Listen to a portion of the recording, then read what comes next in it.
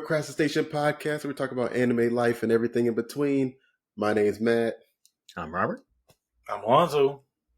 And we're back again with another episode, a little bit different setup. We'll be doing some things differently moving forward. So I'm sorry if you like some of the old things, but sometimes you got to make room for the new. And that's what we're trying to do here. Some early spring cleaning, kind of clean up our podcast, get it a little bit more, pizzazz, a little bit more professional.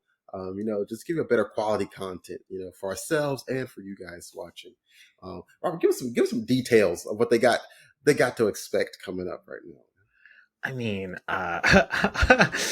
we have a lot of things that we're trying to work on. I mean, we new intro, new outro. That's gonna be good, and we don't have to worry as much for copyright and all that stuff.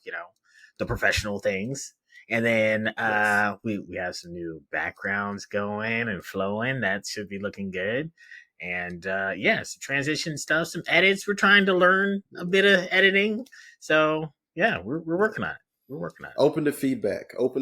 So let us know how 100%. You like things. If you don't like things, if things are janky, we need to know so we can fix it, get it right, make it better for the next time. So please give us your feedback on everything. Obviously, still on the show in general, on the cast in general. So, but yeah, getting into it, we're coming off of Valentine's Day and all those wonderful, lovey feelings that people have going about, for some of us at least. Some of us just suffer. No, but I kind of brought up a question that someone had asked me at this point, and the question was asking about what is most important? Is love the most important thing? What is most important? Is it love? Is it wealth? Or is it health? And I was like, that is a top tier question. I really struggled to answer it, but for me, I kind of leaned toward health. I mean, I'm working in healthcare. I kind of just see how important it is to have good health, how important it is to just be able to do the things we take for granted, which is like wake up, breathe, see things, talk, like eat, like all those things that we kind of take for granted. And if you're working in health, you kind of see, how much you would miss them once they're gone. So for me, I kind of lean towards health because I was like, okay, if I have health, I can kind of take care of the other stuff, at least to a decent margin. So I was like, for me, health is number one. But I don't know. I wanted to get you guys' opinion on that question. Which is most important? Love, health, or wealth? Love, though.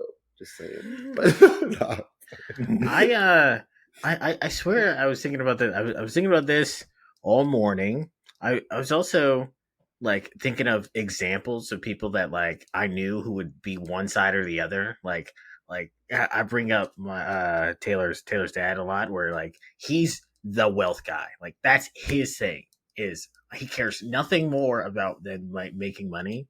And I think about it and I'm like, yeah, if you're not a complete asshole, you could making money does give you a lot of good things, if you're a good person and you still care about making money, I mean, it's hard to say that you're not going to have a good life, right? And that's why I'm like, yeah, wealth is definitely part of it. But I mean, as you said before, I'm a heartthrob, whatever. Love is everything. That's what I care. I don't care. I care about anything else. I don't need any money, any. I get, if I die early and have a love-filled life, will that still be? Would I die happy? I feel like I would. So that's why I'm about the love there. This man's true Valentine's Day. Right? This guy. Okay. Oh man, I'm the exact opposite. I'm a bad person. Bad men do bad things. I'm all about the wealth. Wealth can buy more wealth. It can buy the health, and it can buy love. So, my God. I'm just saying, with all the money in the world, anything is possible. Like Kevin Garnett said, anything is possible. The different only with money. You can fly.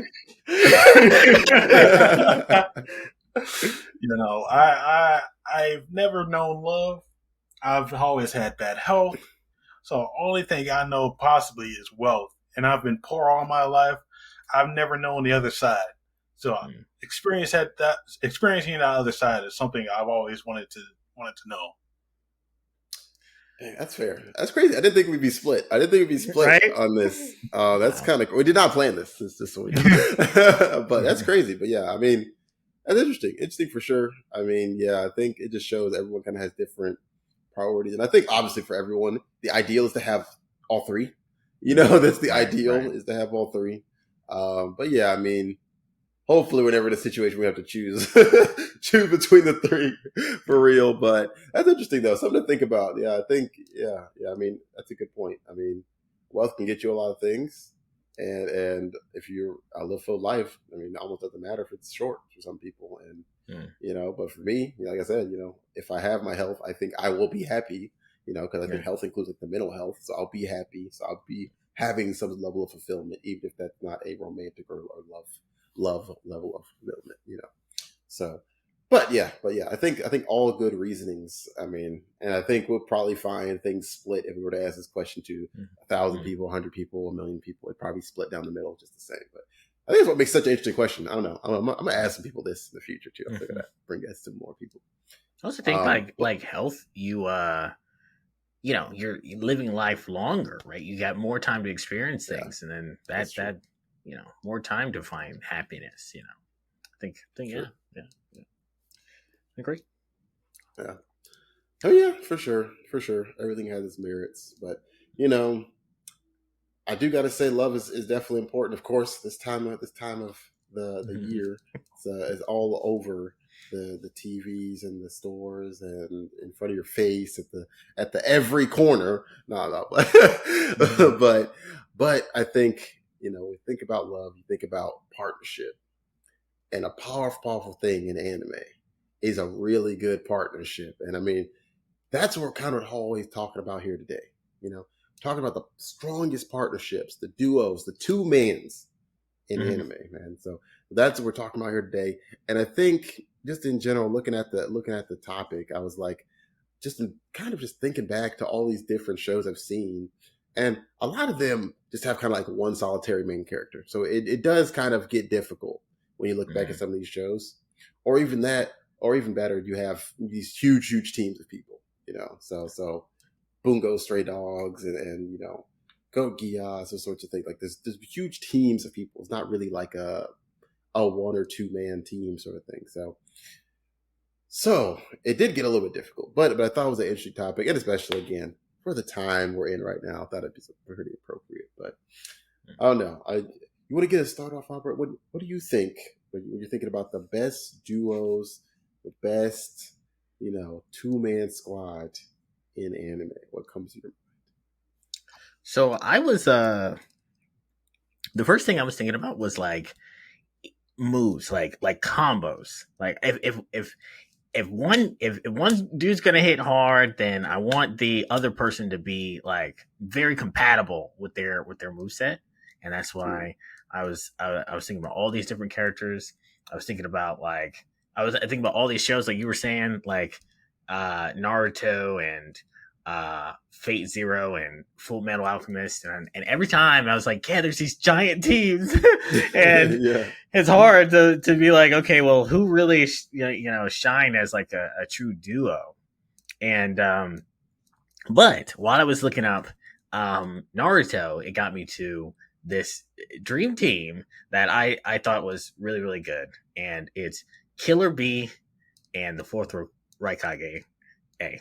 Mm, And I okay. thought that like in terms of okay, so here's how I'm gonna preference this. So Killer B, one, like his background similar to Naruto, right?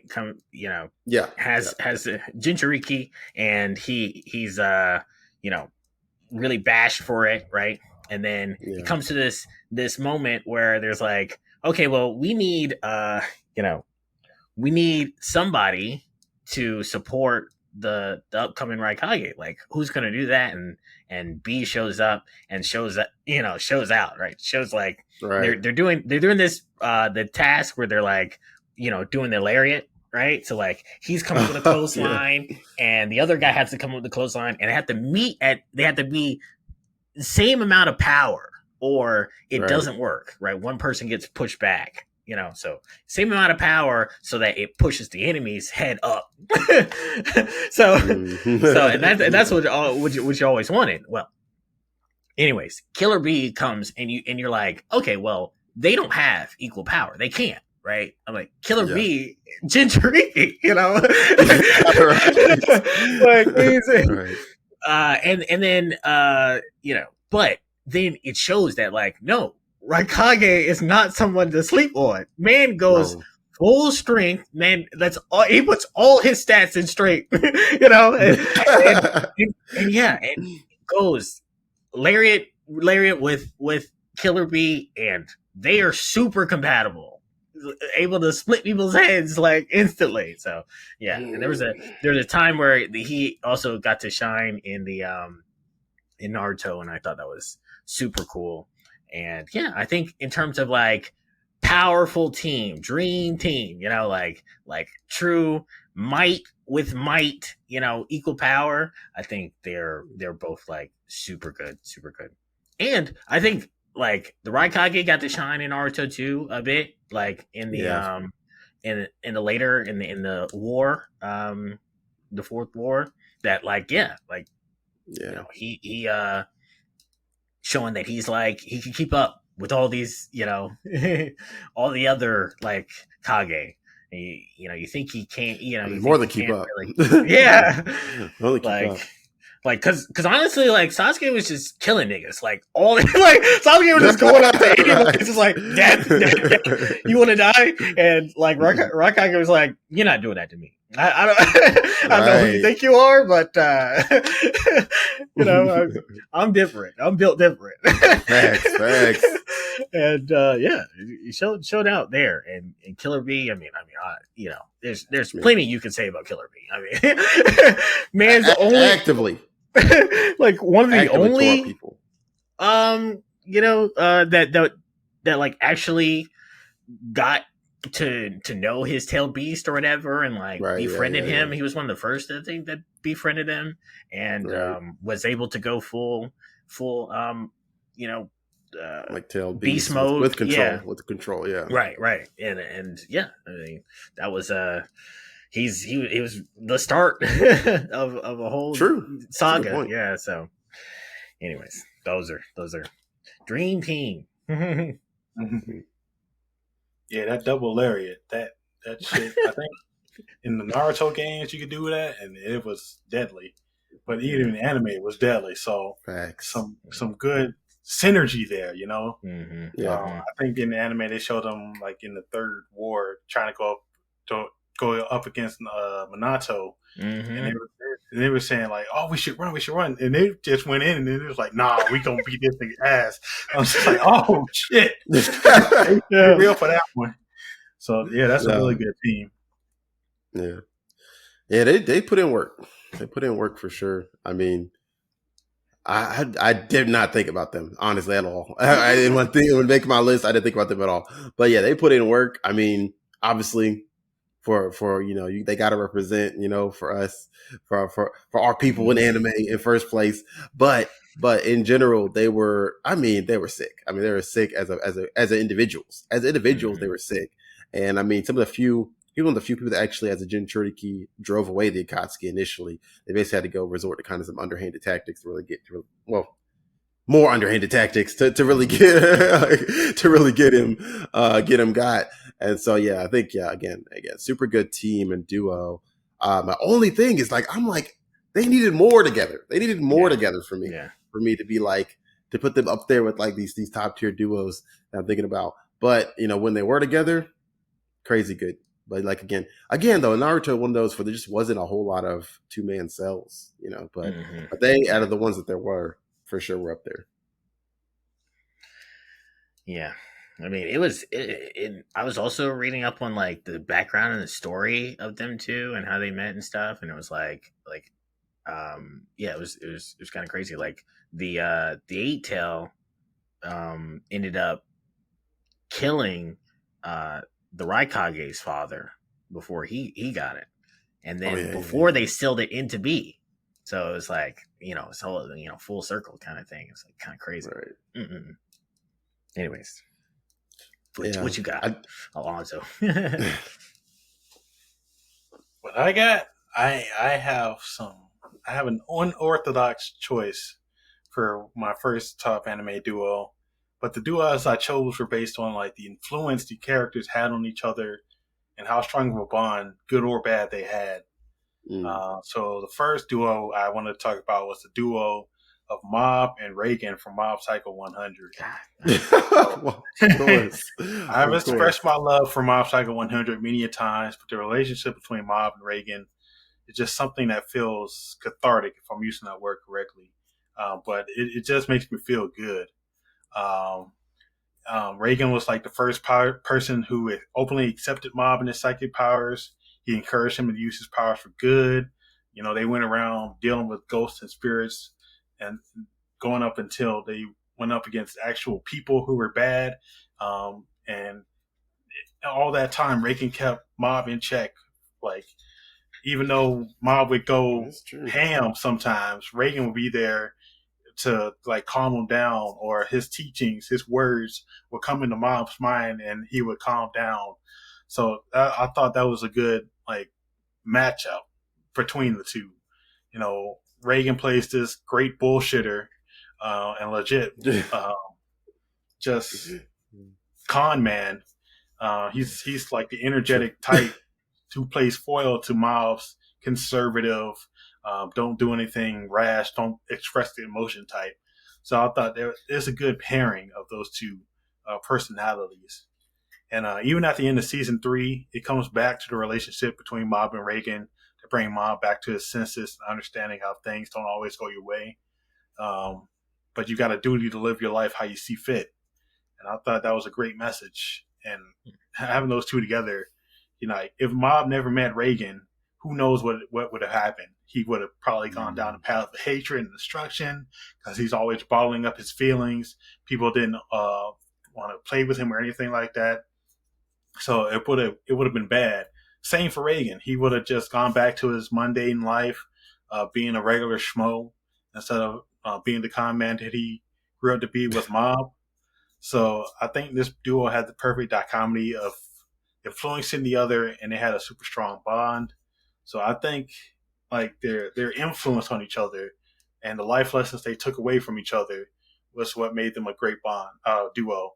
And even then, they still showed out even when they had to fight. Whether it's Mob going ham or Reagan using his salts and his tricks, his Yeah. massages. So it was great to see in that show.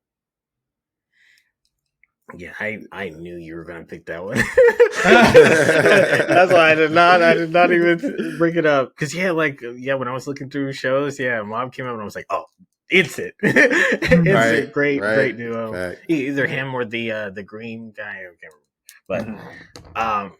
But and I agree with what you're saying. I mean, and that's also what I was looking for, somebody that's like completely different personalities and Mm. come together and able to just bring out the best in both in both of them, right? So Yeah. I agree there. Like, Mob wouldn't, even with his powers, wouldn't have like went out and tried to help people and stuff as much True. without Reagan. So even there, just bringing out the best in both of them, right? So good. Yeah, that's actually a really, really good thought. I didn't even think about that part of it. Like, I kind of thought about it in terms of synergy, like you did, but like Mm, you kind of went a step beyond and kind of went to like life changing effect Mhm. that they had in each other's lives, which I wasn't really thinking about that part of it. Which of course leave to Alonzo to think about the deep stuff. But but yeah, man, I tell you one thing.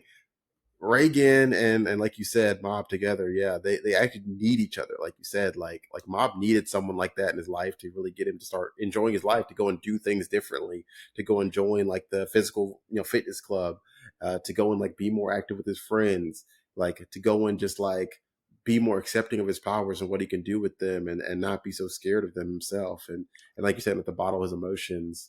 Because we see what happens when he bottles the mo. He literally, loses control eventually once the percentage maxes out. So it would have literally been destruction had he not, learned from Reagan to kind of really manage these things. And then the same for Reagan, because had he, we know he left his job because he was just fed up with that lifestyle, and he would have been forced to go back had he just not been able to make any money, and just have to go back to that, terrible. Who knows? He might not even have really even been anything. He may have just gave up, So really, they really did end up meeting each other.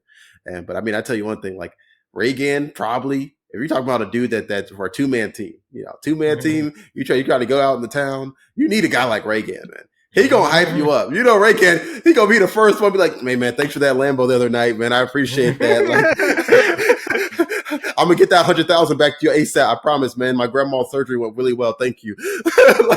like Reagan is that dude. He gonna make up the craziest BS with the straightest of faces and the most backstory ever and convince anybody that you are literally that guy, bro. Reagan is the dude to have as a wingman, bro. If we do a set, bro. I bet Reagan will be wingman of the year easily, bro. That man has got to be up there. And if not, he's getting robbed, dude. Come on, man. Reagan, for sure. For sure. A good one for sure. Yeah.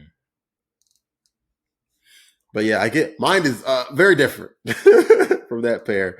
But I did kind of go a similar thing, kind of looking down the list of the anime that I kind of enjoyed. And again, a lot of them really big teams or very, one character centered. But the one I kind of fell upon, I was like, how the freak did I not think about this sooner? Full Metal Alchemist Brotherhood.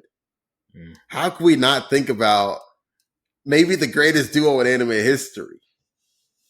Edward and Alphonse Elric. The Elric brothers are when you talk about a duo, there's fewer bonds stronger than a brotherly bond. And on top of their brotherly bond, these dudes have a strong AF trauma bond.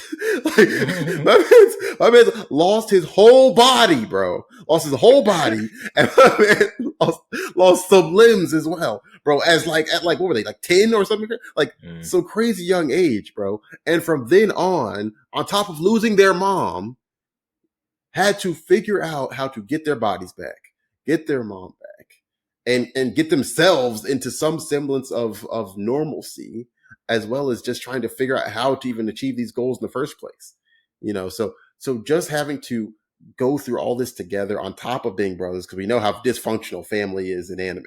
so that in itself doesn't necessarily mean anything, but for their brotherly bond to be as strong as it is, that was one of my big criteria is the bonds, like you guys had already said, and theirs being the brotherly bond, the trauma bond, and then a common goal, like it's the exact same goal in a sense. Well, really not in a sense, in pretty much totality, their exact same goal.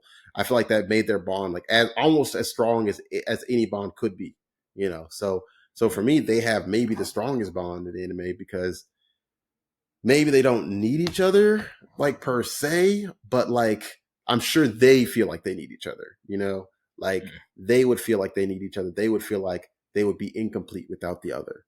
So for me, that was like the big first thing. And then kind of the second thing I kind of thought about was how they complement each other, so their synergy as well. So for them, they train under the same master. They have similar alchemist training, but on top of the alchemist training, they had similar hand-to-hand combat training, right? So not only are these guys versatile, both of them, right? They both have these short range, close range, long range, mid range, all that covered with their alchemy and their hand-to-hand combat, which is both elite. I mean, they got hands ready to eat for everyone. Rated T, because they the truth. Rated M for mass destruction. I mean, these dudes is out here crazy with the hands, man. So we got hands and we got alchemy that's already master level, bro. So nobody's already touching them at all. Like, and mind you, they're still like teenagers, right? So, and my man's Alphonse doesn't even have a body, and he's still out here bodying everybody else. Like that chick is crazy. So we're talking about this crazy bond, but they're trained together. So they're already strong individuals, but they're trained together already. So their synergy is seamless, and we have multiple examples in the anime of this. And that was the third thing I wanted is practicality. Have we seen them work together? And they've worked together flawlessly throughout the whole anime to put in work against people that are supposedly stronger, against immortals, against homunculi that aren't even human. I mean, bro, they put in work against so many people. I mean, obviously they literally, saved the common world without the world even necessarily knowing, and they did all this as two teenage brothers. And that, and again, even at times, there was times where they kind of derailed from each other's own goals, and they both brought the other back into it. And it was never like a point of like a true disconnect or permanent disconnect. And so again, like they showed pretty much everything you need from a bond, like everything you need to prove that you're a quality duo. And that's, you got the physicals, you got the bond itself, you got the mental connection.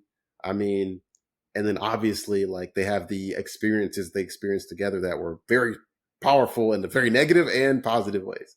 So yeah, I mean, I think for them, for sure, like I think that's the number one duo, number one two-man in anime history.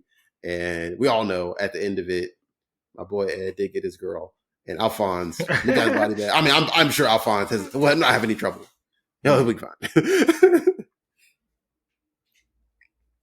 Yeah, that's one that was I was seeing everywhere too, and I was like, oh man, I mean, yeah.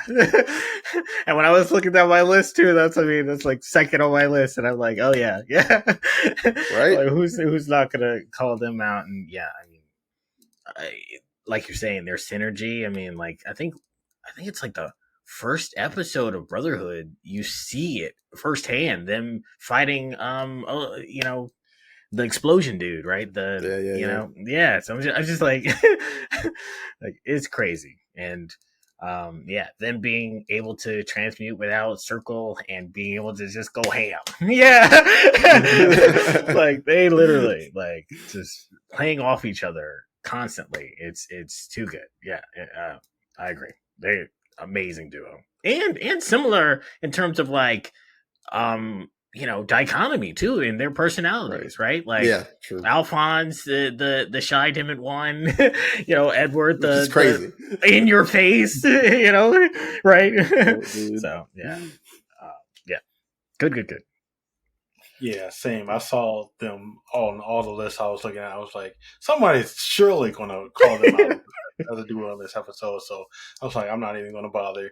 So yeah, the brotherly bond, the trauma bond. That's the great point you bring up. Like you when you go through things like that together with somebody, you're kind of like set for life in a way. Like that guy is your comrade, your brother in arms, anything you want to call it.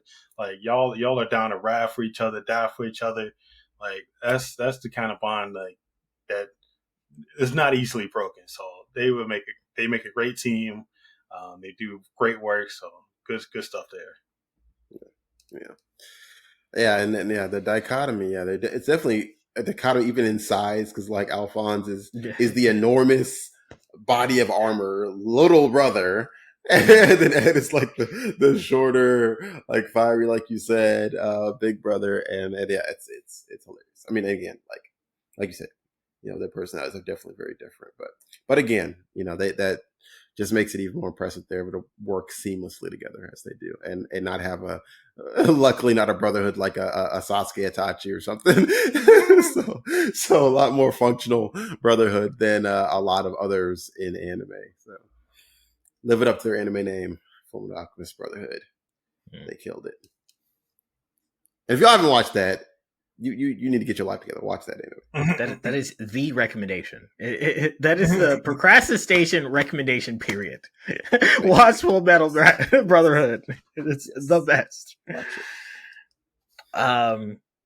Yeah, my next one is still sticking with like this kind of dichotomy in their personalities, but and a little bit. Well, I won't spoil that, but I would go with the Mighty Kamina and Simon de Digger.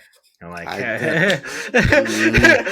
I was like, yeah, I mean, you can't really go wrong there. But it does seem like Simon plays a support role almost. Like he is the power supply for Kamina. Yeah, he just lets him, you know, control the mech and do all these crazy things, and it's so good. Anyways, but yeah, and when they're fighting, I mean, when they're fighting simpler, it's very rare that you see them really. I think there's only like one time where they're actually like fighting two people, right? And like, Kamina has sword and he's fighting some dude, and then Simon is in this little little mech head, Yeah, the and mini he's mech. fighting some little dude, yeah. But yeah, uh, the whole rest of the time, like it is just them two, and them two are unstoppable. Seriously, like they are, they're powerhouse, and yeah, it's just like, honestly, if we had more, and we talked about this plenty of times, but if we had more of Kamina, I mean that. I mean, the rest of the season would have been crazy. Right.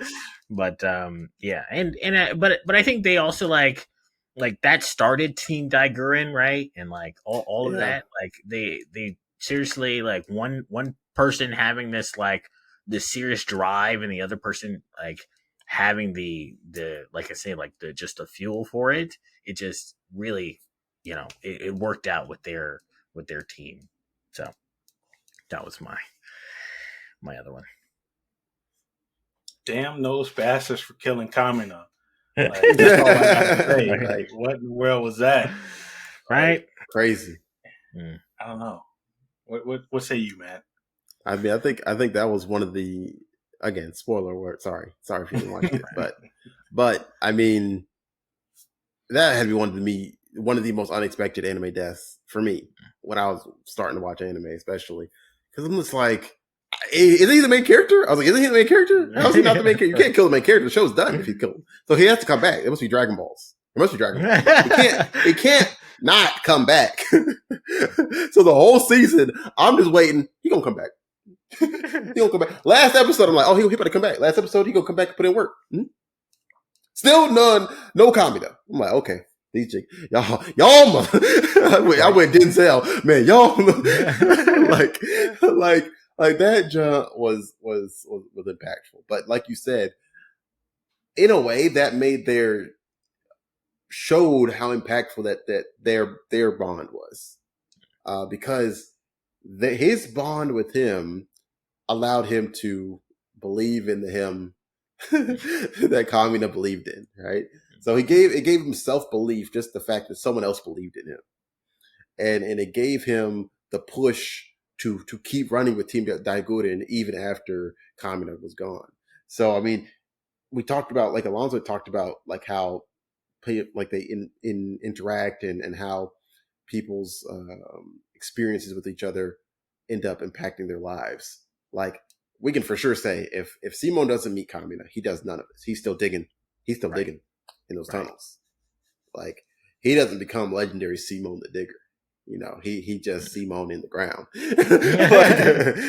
like so I mean, for sure, that point of it. And then again, like you said, when they were together, it seemed they were constantly defying the odds. I mean, they literally for them to even get above ground was defying the odds. So everything after that was a constant battle, because being above ground was already like not legal, basically. Like, they weren't supposed to be above ground. So it was a constant fight to even just stay in their homeostasis, basically, of being above ground. And so, like you said, they proved to be a ridiculously formidable team. I mean, they literally took like a general dude to fight off two kids that have never done anything besides dig.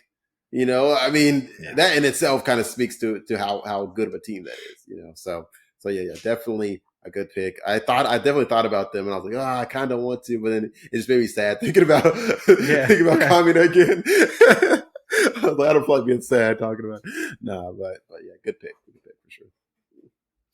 Yeah,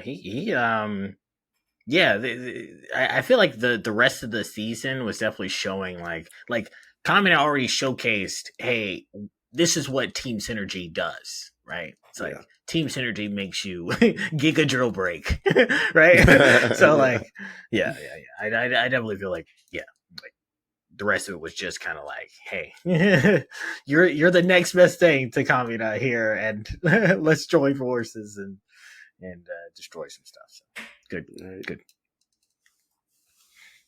Also, one of the finest girls in anime in that show. Just Yeah. even though she is cursed, Cursed. let's be clear, she is cursed. I mean, my goodness, do not fall in love with them. That will get you in trouble, man. It'll get you DED.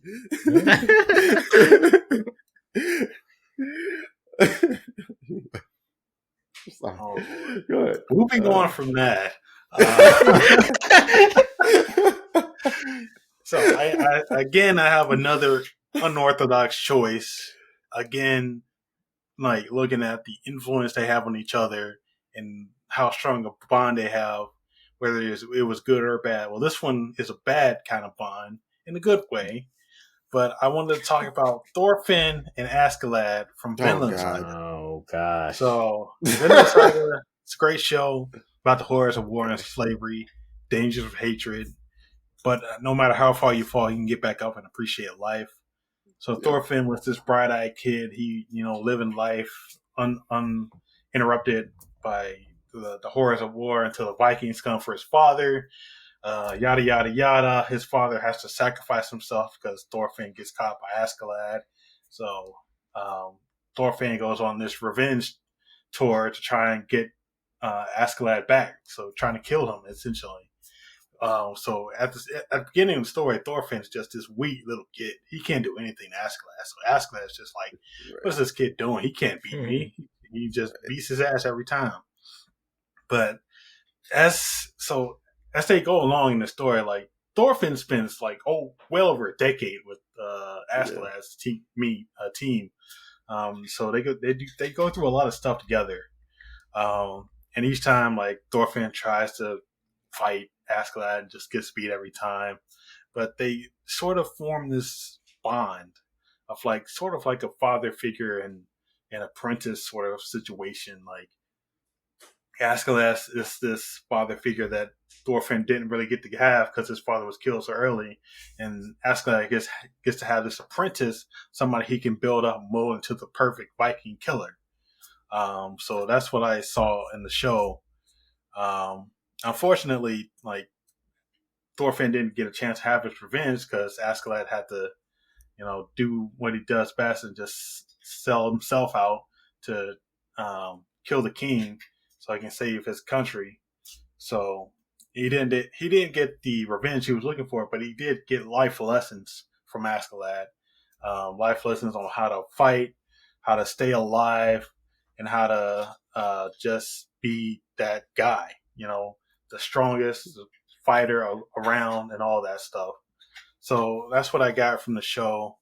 They did a whole lot of murdering. They did a whole lot of jobs, but they looked out for each other, even though they had wildly different reasons for doing so.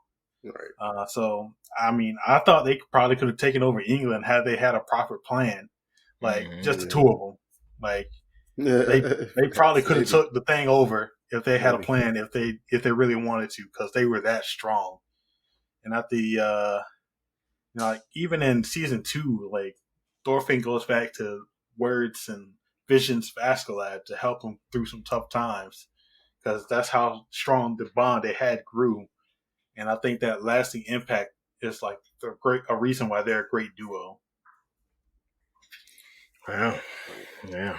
I didn't even think about that one. Definitely. No. because how like like you at some points you can feel the true like hatred that Thorfinn has, right? And for good reason. Yeah. so yeah, and it really makes you like not like Askeladd at all. But then there's times where you're like, oh well, I mean, he planned this out, and this is the smart way to do it. And yeah, Thorfinn needed that at that time, right? So yeah, I agree. I think that it's definitely another like dichotomy, another like like opposites there, because like yeah, Askeladd, although very like he had some sword game, but he was the brain. That what he was. He set himself Yes. like, like if this was chess, this man's the king, right? He sets himself up with all these other people so that he gets protected instead of like having to really do much himself. And yeah, one of his star people, I'd say in the game of chess, he'd be the queen, right?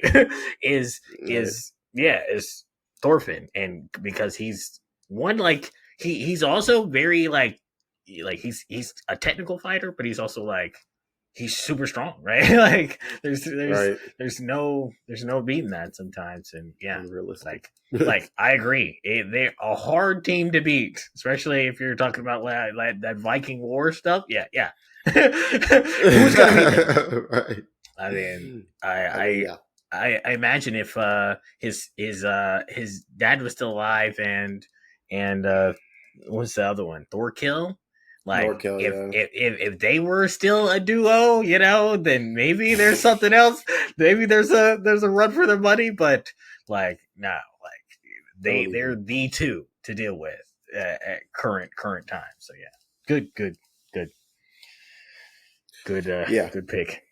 Yeah, very unorthodox pick. You said unorthodox. I mean, I don't think we need to find another word for it. Just because I mean that jigga did not like that man. First off, he said father like. True, it was a father like relationship, but he also killed his father. He killed his father. Like he needed to step in, jigga, do something. You took out my dad on some BS. Even though low key kind of Thorfinn's fault, but he still gave the order, So I'm like, yeah, it's an orthodox thing. They did end up having some sort of weird relationship, and especially towards the end of the relationship, I mean, the man seemed to be kind of trying to get him away from war. Right at the end of it, it kind of seemed like he was trying to tell him, like, okay, it's time to you gotta let go of the anger, you gotta let go of the frustration. Every time you come with this frustration, you're getting your butt whooped. You're calm and under every other circumstance, and you're doing great. You're never getting hurt. You're never getting injured. You're never getting issues. You're completing every job perfectly, clinically. The second you get upset, you lose. And that was his lesson they tried to get into him, even like in the last moments before he knew he was probably going to do something reckless or have to do something reckless. He tried to get through his head like, if you keep letting anger drive you, you will lose. And not just the fight, but you'll lose at life. And I think that was his lesson, is that you cannot keep letting these negative emotions get the best of you. And he did try and teach him that. And in a way, I can definitely see the fatherhood figure, especially in season 2, because of the flashbacks. It seems like he kind of goes to his guidance to kind of get him out of a super dark place and to move forward and to move past all the darkness in his past. But yeah, I think super unorthodox pick, super difficult to also argue against, though, because yeah, I mean, again, if it was any other just Viking, he probably just murders the kid and tosses him in the water.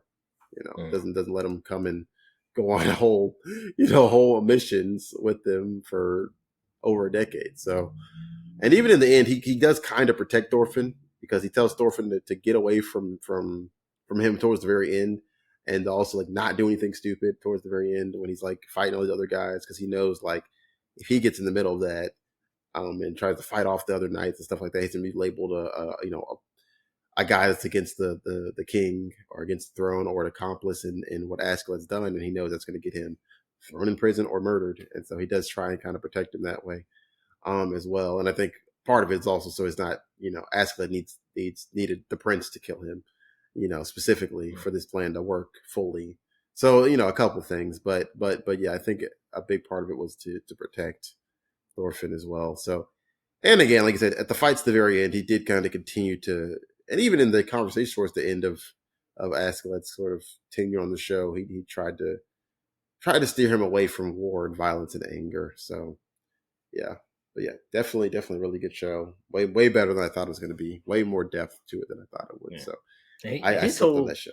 His whole Askeladd's whole story too is to show you that like he's not doing anything for no reason, right? Yeah, there's a reason, there's a plan in the background at the whole time, and yeah, like he the main thing he cared about was his family and his heritage and stuff. Right. He was just trying to make sure he got it, he got his revenge as well, like kind of like Right. on a That's true. That's true. similar to Thorfinn's thing. So yeah, I mean, they crazy how how they got started, and then for some reason it's a good duo. Right. But anyways. Yeah, maybe part of it was that he, like you said, I didn't actually think about that. Is that yeah, he was kind of driven by revenge the whole thing for a while too, and maybe that the fact that he, killed his biological father over revenge, and then obviously the king kind of over, well, more prevention than revenge, but yeah, then and I guess he was just trying to show Thorfinn that doesn't lead anywhere good, basically. Like, I'm not leading a great life, dude. I'm surrounded by war constantly. Like, this isn't ideal, Sleeping so with one eye open, yeah, right, forever for your life, yeah. and so I don't know. Yeah, I think, yeah, he did try to kind of steer away from that. So definitely interesting, good pick. Yeah. But yeah, mine is a lot less than orthodox again. But I had a tough time choosing between this and another one, but I lean towards this one just because I feel like it's just too appropriate. It's too appropriate. I mean, and that is Yuji and Toto from Jujutsu Kaisen. I mean, I knew you. I mean, it's so entertaining. That is probably the most. I mean, what if not the most? Definitely top three most entertaining 2-man fights in anime. Like with those two, I mean, they only have like two, real 2-man fights, but every time they link up, it's interesting. Every time they link up, it's it's a show. So it's like it's definitely just interesting in itself. But again, going back to my criteria, they got a good bond. Like it's a weird bond. It's a super weird bond, but it's this weird brotherly sort of bond that they have over stallions. And I mean, is there truly not a stronger bond between men than those bonded by their fondness of stallion women? I mean, there truly can't be a stronger bond out here in mankind. So of course, this is a bond that leads them to feeling like brothers. And on top of that, they again go through some very difficult fights with some, I mean, little S rank, God rank enemies, and come out on top both times with more casualties in the second time, but both times come out on top. And again, the synergy in their fighting, and in their first fight against each other, for the first thing that I kind of want to talk about is that they're fighting against each other, and they're learning from each other as they're fighting, right? And each time they fight together, they learn from each other. So my man's thinking, oh, you can't do, 2 Black Lightnings, in a certain period. You just like, who can? Who can? And he's like, oh, we can? He's like, okay, well, new thing I've learned. So now Toto's learned something. But then, of course, teaching the Black Lightning in the first place was Toto teaching that to Yuji, and learning how to place that, learning how to use his powers correctly, and to get back some output with his curse technique. So those sorts of things they just learned from each other is the one big thing. But then also their synergy just from when they are fighting each other, even again, because they hadn't known each other for long, and they had to fight, I forget what the plant, Madara or something like that, Magara, the plant demon. And when they're fighting them, like the synergy with the Boogie Woogie. First off, we gotta love Boogie Woogie. First, Boogie Woogie. Come on, Boogie Woogie, Boogie Woogie. It's the greatest, one of the greatest named attacks. We already talked about one of the greatest named attacks in anime history. Don't care what you gotta say. But like the efficiency with which they use it, and the quickness with which they get as efficient as they do with it is like unmatched. They get used to each other immediately. Like, and start reading each other's movements, reading each other's ideals, reading what their next step is going to be. Oh, he's going to clap. He's going to put me here. He's going to boogie. He's going to put me here. Like, and like already know what they're doing before they even there's no words being spoken. There's no telepathy. There's nothing like that. It's just all instinct and just knowing who you're fighting with. And that continues on in the fight against that ugly Jigga Patch Face, who nobody like. and they get that man to work, even though that man be cheating. Patch Face be cheating a lot, and they still putting in work against that man. Even that man kept turning to more forms than Frieza got, but still, he was there putting in work. So, I mean, it was crazy to see. Obviously, they continue to kind of grow, and to kind of get stronger, but then to also get better in their synergy. And then the selflessness they show towards each other, because Toto, pretty much sacrificed themselves towards the end, just to make sure that Yuji gets a full fair shot at the fight and finishing off Patchface as well. So they're selfless for each other. They read each other's movements well. They work really well together for synergy. They have this bond through the stallions and through just experience that they fought through these tough battles. I mean, so yeah, and again, just the entertainment value. My goodness, yeah. So the entertainment value between the two of them is fantastic. I mean, man's having flashbacks to a made-believe school experience with Yuji throughout fights. I mean, it's crazy, bro. I mean, it is a little insane, but you got to have a good friend that's a little insane to make your life a little bit more interesting. So I'm sure he appreciates it. And again, what's a good friendship if you don't understand your weirdness and your quirks? So yeah, man, I love it. I love their bond. Good. A 2-man team, my God. Together, they pulling any woman. They pulling plenty of stallions. Don't worry. Come on. I will say that, yeah, it's like the immediate acceptance of it that really gets me. That like it's just like, we're brothers, and you're like, yeah, we are. Yeah. Agreed completely. I am with you 100%. And yeah, the other thing I wanted to talk about was, yeah, like Boogie Woogie does not stop inertia, right? So like if they're moving and he claps, they're still hitting with the same amount of inertia. So that's the thing, is being able to already tell how he's moving and in what direction, and when he claps, how it's gonna be like. To me, it just feels like that's impossible to right. like to not, unless you're like superly perfectly in tune with each other, right? For you to get good at that. And yeah, and no training together. Yeah, right. Yeah. They never trained at all. Crazy, bro.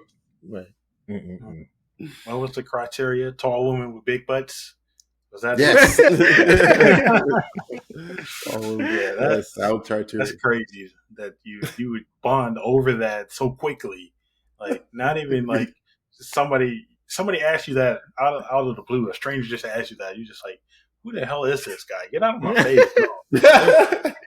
Did we become just I can't even say the line right. Never mind. They became best friends quickly. Did we just become best friends? Yeah.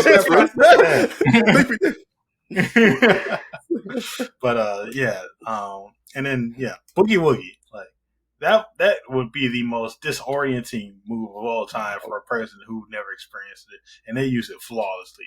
I don't know how they do it, but they beat the plant guy up so bad. They beat the Patchface guy up so bad. So, like, it's amazing that they had that great synergy without any practice, without any sort of setup. They just said, "Bet, I got you, homie." So, right. I mean, yeah. I just love their interactions in general. I wish they could easily have a spinoff of just them two, and it would be extremely entertaining.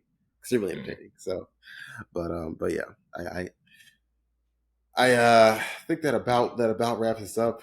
I do want to bring up one more, just because I had real trouble not having this one in there, and so I'll say it's an honorable mention. I'll say that, but man, Kuroko and Taiga from Kuroko no Basketball. Like, come on, man! Like the classic guard forward pairing NBA legends are made of, man. We talking about Shaq and Kobe. We talking about Skomari Stoudemire and Steve Nash. I mean, we talking about all kinds of legends, bro. The combos don't stop, man. And Kuroko, you already know, got the dimes, bro. My man got the dimes, quarters. My man got everything, bro. Every cent. He got them.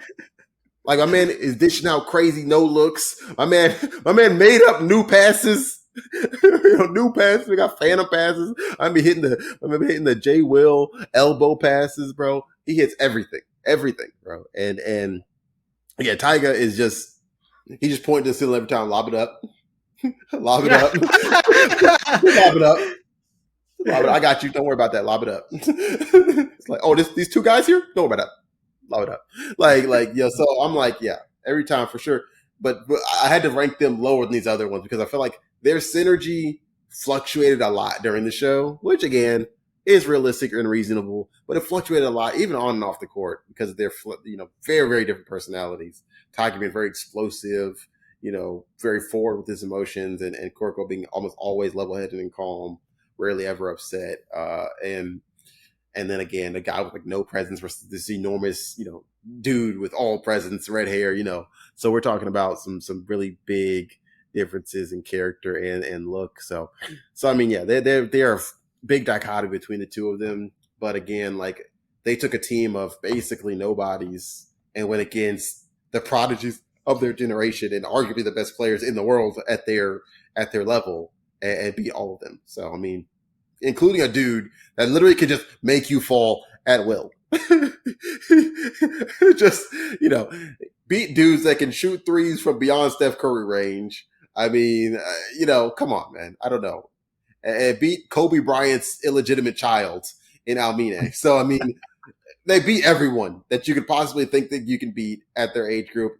Elite of the elite with this ragtag team of players and just them two. So, I mean, yeah, they are a fantastic duo. But yes, just falls a little bit short of these other ones we mentioned today, I think. I am shocked you didn't name a duo from Blue Lock. Right. Name one of them, like what's it, Bachira and the main guy? Yeah. We just need more. We need more content because Bachira and him are not even on the same team at the end of the season. So it's like, So I'm like, I need, and they haven't gone against the best of the best of the best yet successfully. Whereas all the other ones we've mentioned in these groups have gone up against the peak enemies, peak bosses, peak obstacles in their world and come out on top, right? So they got more to prove. Blue, like I'm sure the manga's gotten further. I've read the manga, so don't get at me in the comments about the manga. Mm-hmm. But when they prove it, for sure we'll do another episode, and I guarantee they'll be up there. But for now, they got to prove they're up there on that Mount Rushmore of best duos and two-mans in anime. But again, maybe I'm being a little bit extra. All right, it is now time for the extra time. All right, ladies and gentlemen, first up, NASCAR is back on the menu with the Great American Race, the Daytona 500. It's taking place tomorrow. Two-time champ Joey Logano is on the pole for the race, but the race is usually a toss-up because of the style of racing. It's a draft style, so cars are just bunched up together at all times, going over 200 miles per hour. So we'll see how that plays out, but it's a career-defining place to win. So we'll see who comes out on top and etches their name in history. Next up in the NBA, the NBA has made it to the unofficial halfway point of the season with All-Star Weekend taking place right now. At this time, the Boston Celtics are leaders with the best record in the NBA. But some All-Star events have already taken place, like the Celebrity Game. But we still have exciting events to come, like the three-point shootout, the dunk contest, and, of course, the All-Star Game. But after this weekend, it's the home stretch for teams trying to make it to the playoffs. So we'll see how that goes. In women's college basketball news, Caitlin Clark of the University of Iowa Hawkeyes became the all-time leading scorer in women's college basketball history. Clark is a generational talent on the women's side, and she's been selling out arenas and playing exceptional basketball. Her team were runner-ups last year, but with Clark, it seems like they may have a chance to go back to the title game and get that elusive championship this year. And finally, we'll finish off with the NFL and the Super Bowl. Kansas City Chiefs completed a comeback to defeat the San Francisco 49ers 25-22 in the overtime. And what turned out to be one of the longest games in NFL history, the Chiefs won back-to-back titles on the strength of future Hall of Fame quarterback Patrick Mahomes. That's right, I'm calling him a future Hall of Fame quarterback. Get over it. Yeah. He's only 28, so it's crazy. This was the Chiefs' third Super Bowl in the past 5 years, putting them in dynasty territory. And I thought about it, but it's crazy because most of our lives have been defined by dynasties. I mean, in our lifetimes, we've had Michael Jordan, LeBron James, Stephen Curry in NBA. We've had Michael Schumacher, Lewis Hamilton, Sebastian Vettel, and Max Verstappen in Formula One, Jeff Gordon and Jimmy Johnson in NASCAR, and Tom Brady and Patrick Mahomes in the NFL. So it's just crazy. Like, everybody in our lifetimes have just been winning, just winning and winning and winning again. Like we haven't seen parity in our lifetime, so it's kind of crazy. But so there can only be one winner in the Super Bowl, and with that comes the loser of the San Francisco 49ers. The 49ers had their flaws in the game, but I would not put the loss on the defense because they kept Mahomes basically in check for most of the game. Like they kept him in check until like 3 seconds left in overtime. That's pretty impressive. Yeah. But unfortunately, the 49ers didn't see it that way, and they fired their defensive coordinator, Steve Wilks, after just one season on the job. So I got to ask, how pissed would you be if you did a solid job all year long, and even for the most of the career-defining moment of your life, you did a great job just to be scapegoated and fired for your efforts? For me, I'll be filled with blinding white fury. Like, if my job, all I've done for them, the headache, stress, and anxiety I've put myself through to make them succeed, decided to single only me out and fire me because at the end of a solid project, there was a tiny mistake and say like a report.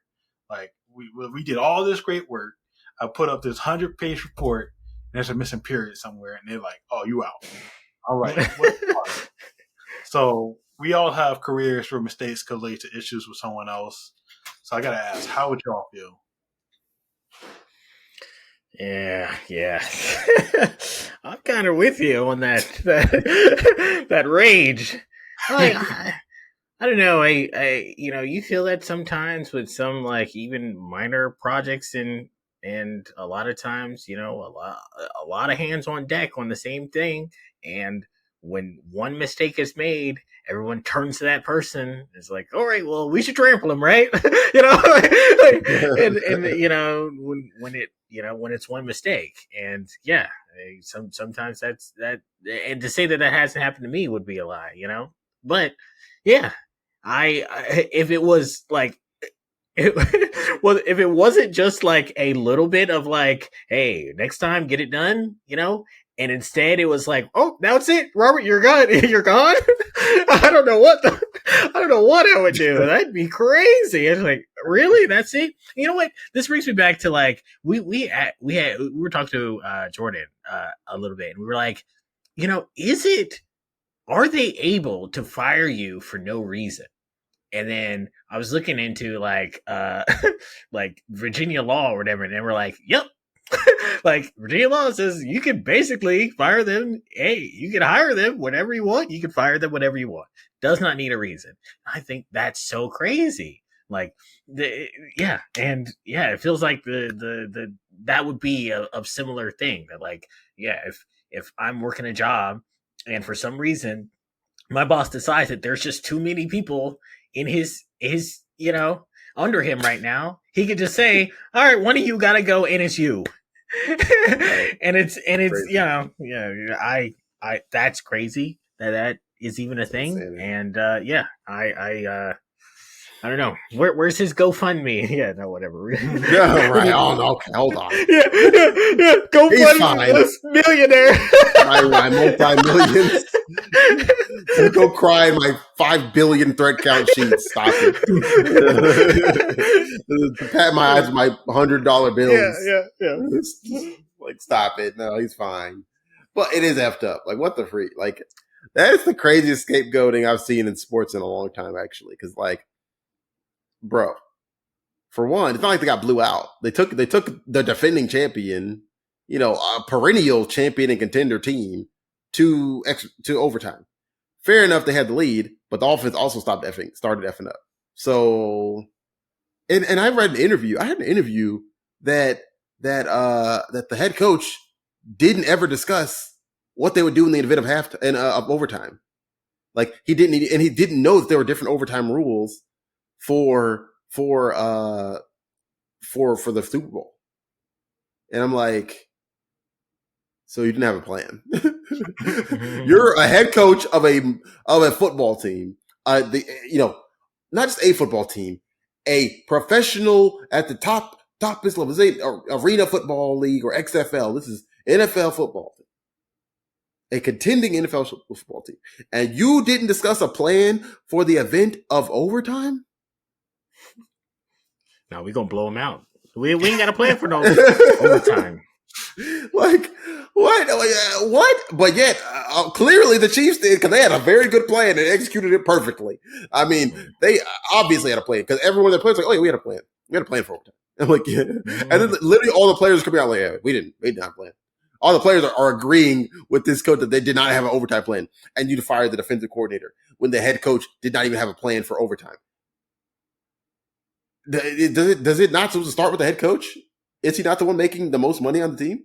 Besides the players? So I'm like, that's crazy. That's crazy to make him the scapegoat. And I would be livid. I mean, his villain arc is starting probably that day. His villain arc is starting.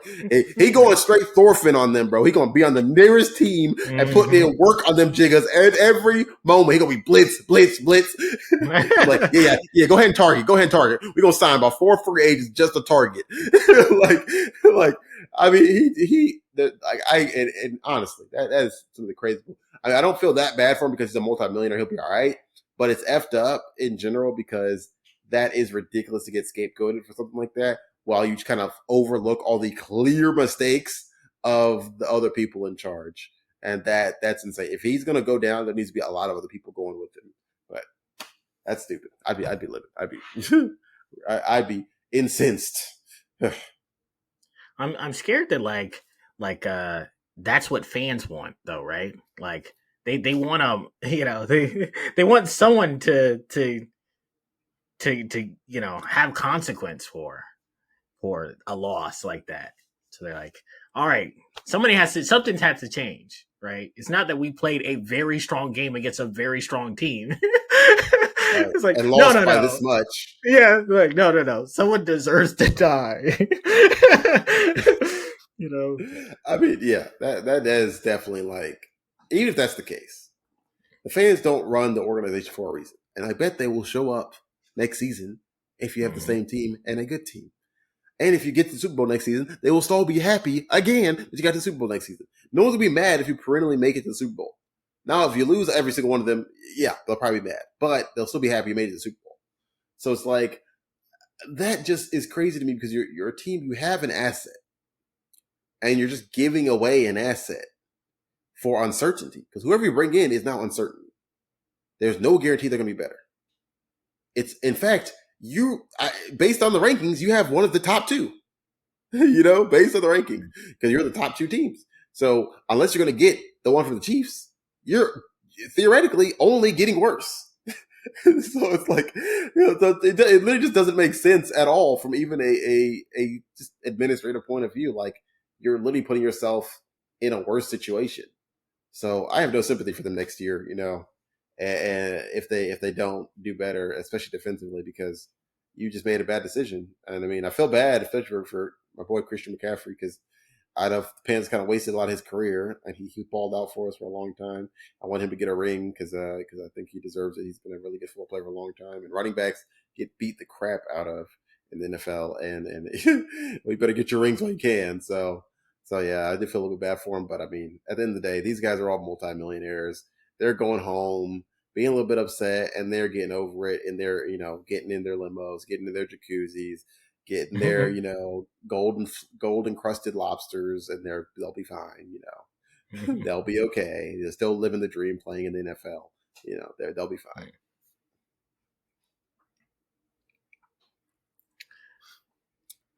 But yeah, any additional thoughts? We closing it out. I do want to say, you brought up Kuroko's basketball. I just want to say, you got to watch that show. It is like Dragon Ball Z basketball. It'll make you hype. You'll see some great moments. It's a great show. It's out of this world how good it is for a sports anime, and I believe you'll have a great time watching. So I just wanted to say that. Yeah, I agree. I need to watch that because I don't think I've. Yeah, I haven't seen it, and it is like I told you that Blue Lock is probably the first sports anime that I've watched, like legitimate sports anime that I've watched, and if you're saying it's good, I'll add it to the list. Yeah, it's good. It's good, and for its time too, I feel like it's just a lot better than other sports anime that come after it, which is a shame. Because if other sports anime just follow the exact same blueprint, they would be successful. and there's only a few that have been really, really successful. Blue Lock is not one of them, thankfully. Thank God they didn't blow up as with the soccer one. but yeah, Blue Lock, and then Kuroko basketball, and then Eye Shield. I think was pretty popular. I haven't watched that yet. I need to watch that. Actually, I want to watch that. And then obviously Haikyuu is super popular, and oh no, Diamond no Ace is also super popular. But I've never been into baseball, but I will watch that. I said I'm gonna watch it because it's actually ranked really highly for a lot of people, so I'll watch it at some point. But yeah, don't sleep on sports anime. There's some good ones out there. Kuroko no Basketball definitely is one of the better ones, and for sure is worth the watch. But make sure you also watch us. Watch our podcast. We're gonna be having even more new things to kind of add, and you'll be seeing a lot of changes, a lot of updates. So please give us your feedback. Please let us know how you like it. If you like it, love it, hate it, so we can make changes. And yeah, but again, we appreciate you staying some time with us and listening to us and hearing us out. Thanks for procrastinating with us. We out.